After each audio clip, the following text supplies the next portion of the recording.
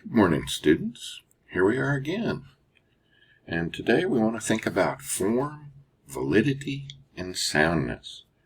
Now, I said before that a good argument was a valid one, and that a bad argument was an invalid one. And I now want to define validity for you and explain it to you in more detail. But before I do that, we have to come to understand exactly what is meant by me saying that logic is above all else a formal system. Look at the following little argument which has its conclusion left out. Premise 1, if it's a Blix bow, then it's edible. Premise 2, it's not edible. So what would the conclusion be, right? Is it a Blix bow, right? Well, I hope you can see that the conclusion to this would be it's not a Blix bow, right? Because if it's a Blix bow, then it's edible. But the thing is that even though we don't know what a Blix bow is, we can know that this is a good argument and that it's not edible, right? So logic is concerned with the form of the argument and not the content. And arguments are valid or invalid because they are instances of a certain form. Now this illustrates for us the formal nature of reason and argument. Logic is concerned with the form of the argument and not the content. And arguments are valid or invalid because they are instances of a certain form. And this is why we can make deductions about something like a Blix bow without knowing a darn thing about it. To think about this some more, look at 4 different arguments with me. I think you'll notice they have something in common. Suppose I said Jim gets up or Jim sleeps in. It is false that Jim sleeps in. I think you could see the conclusion must be that Jim gets up. Then if I said Sarah has a sandwich or Sarah has a piece of fruit, and then it's false that Sarah has a piece of fruit, you can see we would conclude that Sarah has a sandwich. Or if I said Rachel plays Jedi Outcast or Rachel plays Dead Space, and then I said it's false that Rachel plays Dead Space, we could conclude that Rachel's playing Jedi Outcast. And then if we said JP practices guitar or JP practices the flute, and it's false that JP practices the flute, we can clearly see that the answer must be that JP practices the guitar. Now imagine all this is up on a blackboard or whiteboard, right, with the little markers. And sadly, we're not in the classroom, so they're not. But I could put a square around Jim gets up, a circle around Jim sleeps in, and a circle around the second Jim sleeps in, and a square around Jim gets up. And the idea here is all 4 of our arguments have the same structure, which can be represented by our boxes and circles. Square, circle, it is false that circle, therefore square. And as long as you put the same thing in the squares and in the circles, we're going to have what's called a valid argument in virtue of its form. And this leads us to the idea of variables. Now, variables in algebra can represent any number, as you know. So if I say x plus y equals z, if you think about it, the x is like a circle, and the y is like a square, and maybe the z is like a triangle. And we can put in whatever we want in those things. So it could be 2 plus 3 equals 5, 5 plus 3 equals 6. These are variables, right? Well, in logic, we have variables too, and we call them propositional variables. And we use them by beginning from the letter P in the alphabet all the way to Z, right? P, Q, R, S, T, U, V, W, X, Y, Z. So if we think about those arguments we were looking at above, we could plug in P or Q. It is false that Q, therefore P, instead of having circles and boxes. Remember, I'm going to say that the slash means therefore.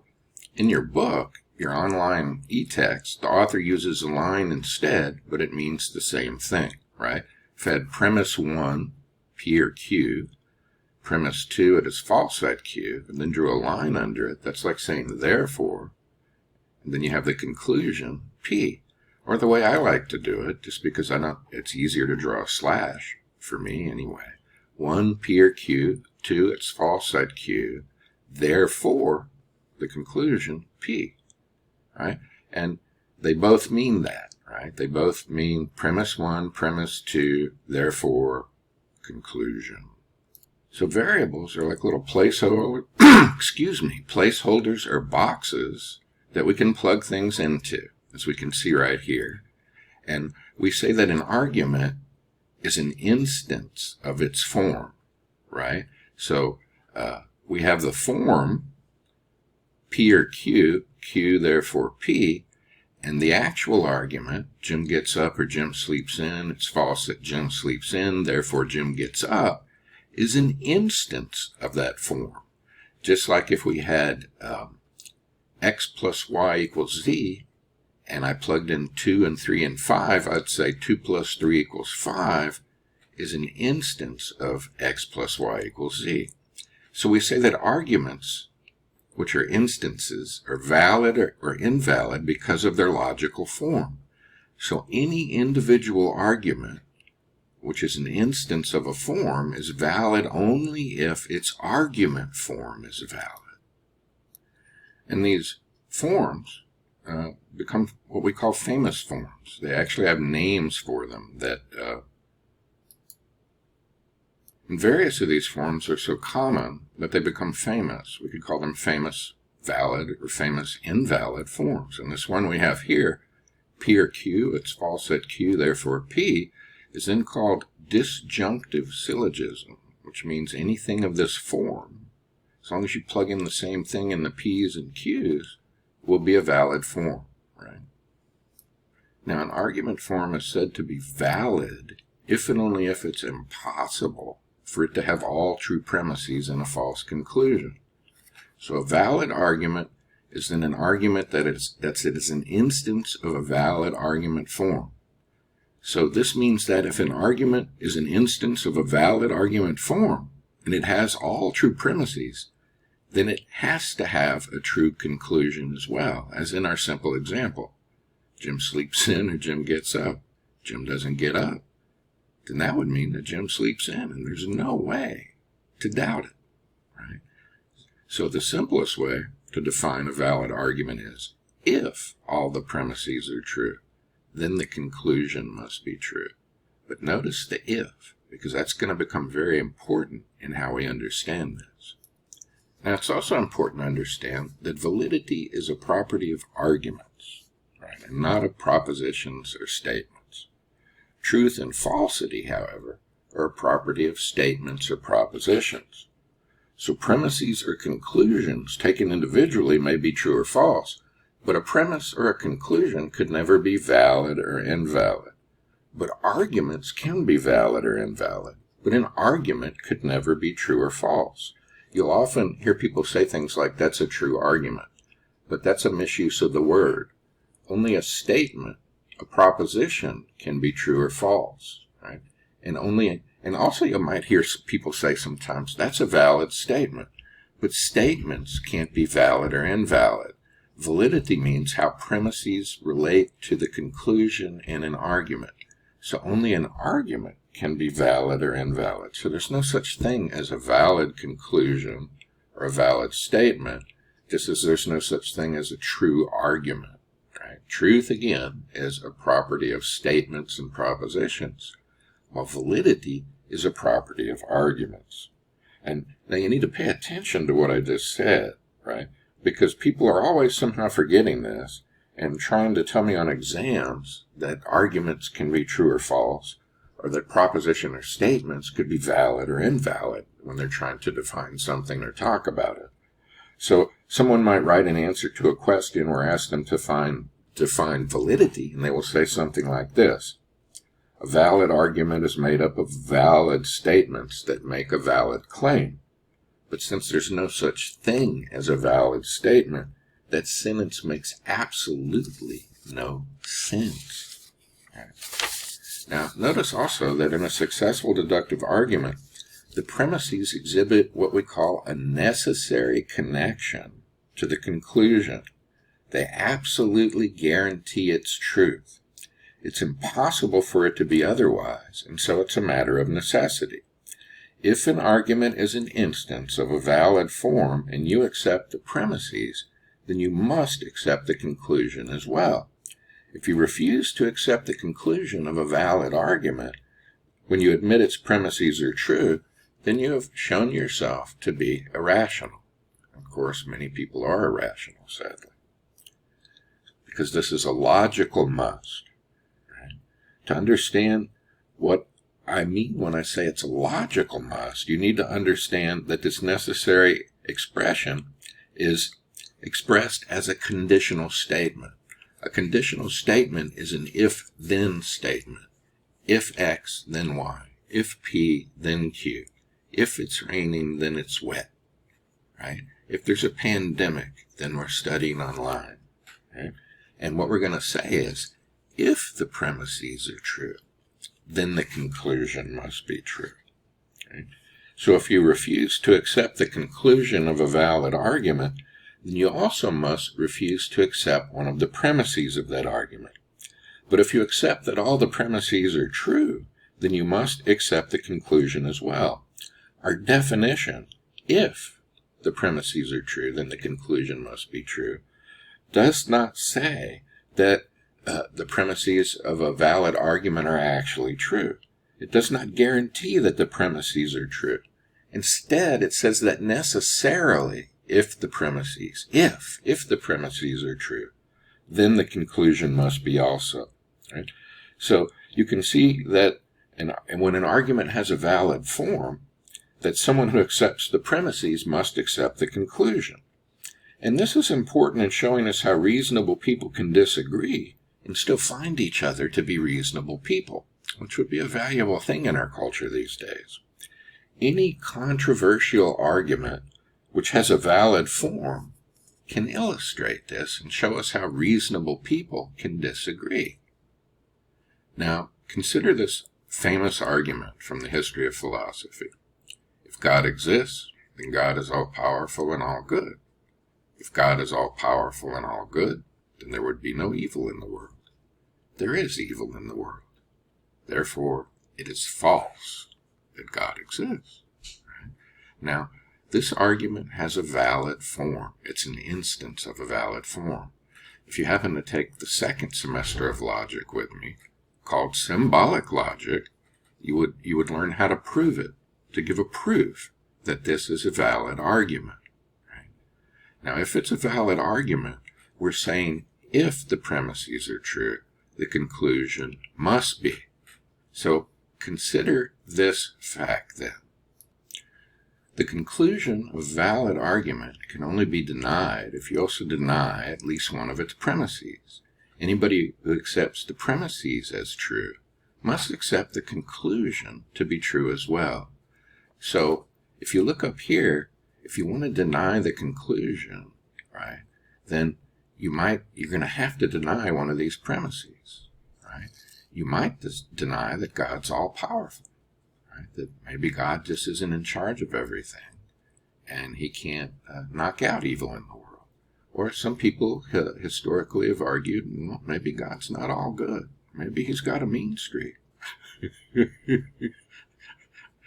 Right? Or some people have argued against number 3, though that seems to be a hard thing to argue, right? That there's no evil in the world. If you've ever read Elie Wiesel's Night, it would be hard to disagree with number 3, I think. But in any case, this shows us how rational people can disagree. I could say to someone who holds this position, you're a rational person. That's a valid argument. But I don't think one of these premises are true, so I don't have to accept the conclusion. Consider these following arguments, right? Well, that should be all bats. Let me fix that right now. All right. Just imagine I took a little eraser and a marker and just corrected that on the board, right? All bats are mammals. All mammals have lungs. Therefore, all bats have lungs. Well, that's a valid argument. But look at this one. All trout are birds. All birds have wings. So all trout have wings. That's a valid argument, too. Now, this one has true premises and a true conclusion. But this one has, well, that premise is false. This premise is true, and that premise is false. but it's still valid, because all it's saying is, if all trout are birds, and if all birds have wings, then all trout would have to have wings. If all trout are birds, right? If all trout are birds. Both of these arguments have the same form. All P are Q, all Q are R, therefore all P are R, right? So for example, I could say, all Mimsies are Borgovs, all Borgovs are Diversey Whittles. So all Mimsies are Diversey Whittles, right? Now, it turns out there's no such thing as a Mimsy, a Borgov, or a Diversey Whittle. These are just made-up words and don't refer to any actual living thing. But if there were Mimsies, and if there were Borgovs, and if there were Diversey Whittles, and if all Mimsies are Borgovs and all Borgovs are Diversey Whittles, then it would have to be true that all Mimsies are Diversey Whittles too. And now perhaps you're beginning to understand how the guy who wrote Alice in Wonderland, Lewis Carroll, was in fact a logic teacher, a professor of mathematics and logic. And Alice in Wonderland is full of all kinds of nice little logical puzzles like this that you can begin to pick up on once you've studied logic. Lewis Carroll even wrote a textbook on symbolic logic, which is a lot of fun. So if I said all Mimsies are Borgovs, and all Borgovs are Diversey Whittles, so all Mimsies are Diversey Whittles, we don't have to know what the terms stand for. The point is that no matter what you substitute for the variables, or even if you just look at the variables by themselves, with no content to them, the structure is valid. And this might seem strange to you unless you keep in mind that we're thinking of what is logically possible. We are asking ourselves, can we think of a world in which the conclusions are true and the premises are true? Can we think of a world in which the premises are true and the conclusion is false? And if I can't imagine this in a coherent manner, if it's impossible in this way, then the argument is valid. So philosophers and logicians like to think in terms of what they call possible worlds, all the ways that things might be. So there are possible worlds where trouts are birds and birds have wings. And in that world, it's impossible to have trout without wings. We have valid arguments, and we also have invalid arguments. And think about this argument. If the temperature dropped below freezing, then the crops were ruined. The temperature did not drop below freezing, and the crops were not ruined. Now this has the form, if P then Q, not Q, therefore, not P, therefore Q. Right? If the temperature dropped below freezing, then the crops were ruined. The temperature did not drop below freezing, the crops were not ruined. If P then Q, not P, therefore Q. Right? And we might ask ourselves if we can imagine a possible world where both these premises are true and the conclusion was false. Right? Can I imagine a possible world like that? Where, if the temperature dropped below freezing, the crops were ruined. Okay, there's a world where when the temperature drops below freezing, the crops are ruined. The temperature didn't drop below freezing.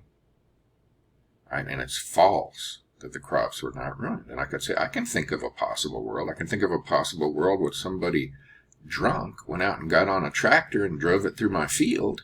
And even though it wasn't freezing, he drove it back and forth through the field, singing loud songs and drinking beer and ruined my crops. Right? Now, another way to deal with this that you read about in your books, if you want to see if an argument is invalid, is if you can give one of the same form that is so clear that no one would be able to deny that the argument makes no sense. This is called a counterexample. And what you do when you do that is you pull out the form of the argument, and then you make one of the same form. And here's one. If you're in St. Pete, then you're in Florida. You're not in St. Pete, so you're not in Florida. Well, that's obviously wrong, right? I mean, it's true that if I'm in St. Pete, then I'm in Florida, and it could be true that I'm not in St. Pete, But what if I were in Orlando? What if I was in Miami? What if I was in Jacksonville? Right?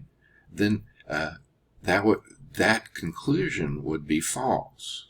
Right? So I've given a counterexample to this argument to show that it's invalid. And this leads us to a crucial distinction, what we call soundness. Right? Arguments can be valid and they can also be sound. And here's our definition of soundness. An argument is sound if and only if we know that all the premises are in fact true and that its form is valid. So, an argument is sound if and only if we know that all the premises are in fact true and that its form is valid. So, for example, in our argument before about whether or not God exists, if someone disagreed with that, they could say, well, I'll admit it's valid. It has a form such that if all its premises are true, then the conclusion must be true. But I don't think it's sound. I disagree with the truth, or what we call the veridicality of one of the premises. When we evaluate an argument for its truth value, we're evaluating the premises to see if they are veridical, which means truthful in the sense of corresponding to the actual facts of a situation, that something is not illusory or mistaken. So, in arguing with opponents, you can admit they have valid arguments, but when you disagree about the arguments, you're disagreeing about one or more of the premises. Remember, if you reject the conclusion, then one or more of the premises have to be false. Otherwise, you would have to accept that conclusion. So, logicians are not concerned with truth analysis, which concerns statements and whether they're true or false, right? And that's also how you can see that logic is not philosophy. Logic is a preparation for philosophy. In philosophy, once we decide whether or not an argument is valid, we then want to move on and do our truth analysis. While logical analysis concerns arguments, i.e. the relationships between premises and conclusions, which provides the inferential strength of an argument. Logical analysis will then tell us whether a deductive argument is valid or invalid. In a valid deductive argument, the true premises make it impossible for the conclusion to be false, if they're true. While in an invalid deductive argument, even if the premises are all true, it's still possible for that conclusion to be false. While truth analysis will then tell us whether a deductive argument is sound or unsound. And here's where you might appeal to science, you might appeal to evidence of eyewitnesses, whatever method you use, right, to find out whether or not it's sound or not. Consider a very simple valid deductive argument to illustrate this point. Suppose I said, if it's raining, then the ground is wet. It's raining, therefore the ground is wet. Now that's a valid argument. It has the form if P then Q, P therefore Q, a form so famous that it has a name called modus ponens. Now that's valid, but if I want to know it's sound, I've got to go outside and see if wet stuff is falling down from the clouds onto my hands and head, right? That would be truth analysis. And if it's in fact raining, if wet stuff is falling down from the sky on my head and hands and getting me wet, then it's a sound argument, right? But to be sound, it has to be valid first. So in a sound argument, the argument is valid and the premises are in fact true. While if an argument is unsound, the argument is invalid or at least one premise is false, right? So I could have an unsound argument that's valid. My little argument about if it's raining then it's raining therefore it's wet. If I go outside and it's not raining, right, well, then I have my conclusion is not true, right, and I have an unsound argument that's nonetheless valid. So your book gives us a nice little flow chart, right? If we assume the premises are true, then is it impossible for the conclusion to be false? And if that's yes, then it's going to be valid. And then if through science or eyewitness observation or something like that, we know the premises to be true, yes, then it's going to be sound. But if not, then it's unsound. Right? But if it's not impossible, if it's possible for the conclusion to be false or not impossible, then it's invalid and it's automatically unsound. Okay, now I have a whole lot more to say about this, about validity and soundness, because deciding whether or not an argument is valid is in fact the heart of what we're going to learn to do in logic. And in this semester of logic anyway, we'll do it through looking at what are called syllogisms and syllogistic argument. If you take the second course in logic with me called symbolic logic, then we would learn to look at arguments and how to analyze them in different ways. But what we would be doing in that too is simply trying to decide whether or not they're valid. So I'm going to stop here, and then I'll cook up some more stuff for you on validity and invalidity that you can watch wherever you want. That's kind of fun, huh? Watch it under a palm tree. Watch it in a basement in Minnesota. I know one of my students is watching from a basement in Minnesota. Watch it on your front porch. But watch. Take notes. Look at the questions I give you. And take care of yourself. I'll see you in a little bit with more things to talk about.